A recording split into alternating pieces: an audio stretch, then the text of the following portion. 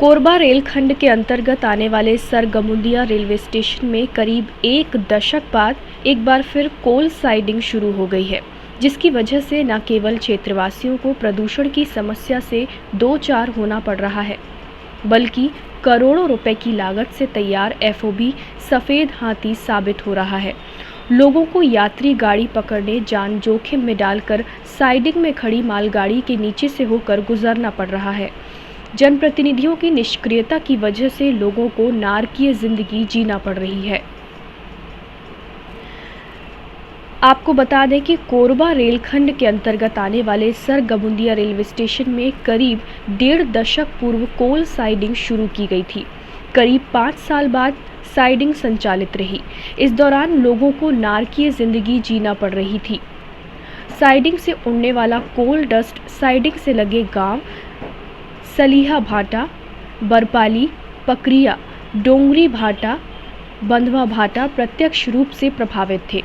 साथ ही अन्य गांव भी अप्रत्यक्ष रूप से प्रभावित थे। तत्कालीन जनपद अध्यक्ष, जनपद सदस्य, सरपंचों एवं ग्रामीणों के पुरजोर विरोध के बाद कोल साइडिंग को हटाने में कामयाबी मिली थी। तब ग्रामीणों ने राहत की सांस ली थी। लेकिन एक बार फिर रेलवे प्रशासन ने जनहित से परे जाकर रेलवे स्टेशन में अस्थायी कोल साइडिंग शुरू कर दी है, जिसको लेकर क्षेत्रवासियों में आक्रोश व्याप्त है। बताया जा रहा है कि कोल साइडिंग शुरू करने जहां एक ओर विरोध के स्वर फूट रहे हैं, तो वहीं दूसरी ओर कुछ धड़ा निजी स्वार्थ की वजह से इसकी वकालत कर रहा है। कोल साइडिंग खुलने की वजह से यात्रियों को जान जोखिम में डालकर कोल साइडिंग में खड़ी मालगाड़ी के नीचे से होकर प्लेटफॉर्म नंबर 2 में यात्री गाड़ी पकड़ने जाना पड़ रहा है। दरअसल यहां करोड़ों की लागत से यात्रियों की सुरक्षा व सुविधा के लिए बनाया गया एफओबी प्लेटफॉर्म नंबर 2 तक ही है। कोल साइडिंग की रैक प्लेटफॉर्म नंबर 2 के बाहर है। यही वजह है कि नवनिर्मित एफओबी सफेद हाथी साबित हो रहा है। कोल साइडिंग खुलने से क्षेत्र की उपजाऊ बंजर हो जाएगी।